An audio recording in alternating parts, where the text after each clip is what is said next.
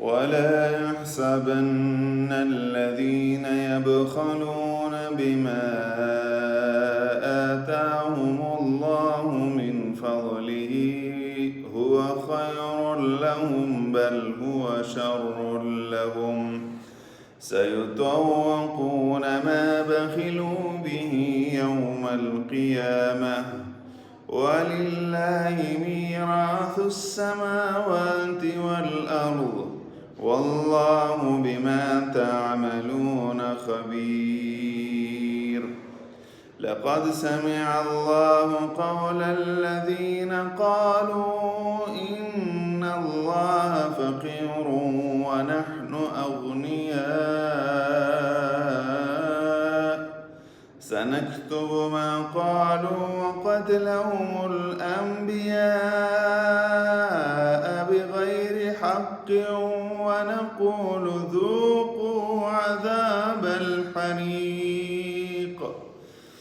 ذلك بما قدمت أيديكم وأن الله ليس بظلام للعبيد. الذين قالوا إن الله عهد إلينا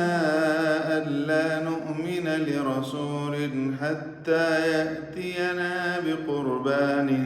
تأكله النار قل قد جاءكم رسول من قبلي بالبينات وبالذي قلتم فلم قتلتموهم إن كنتم صادقين فإن كذبوك فقد كذب رسل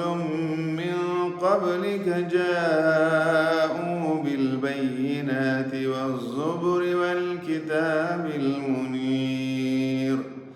كل نفس ذائقة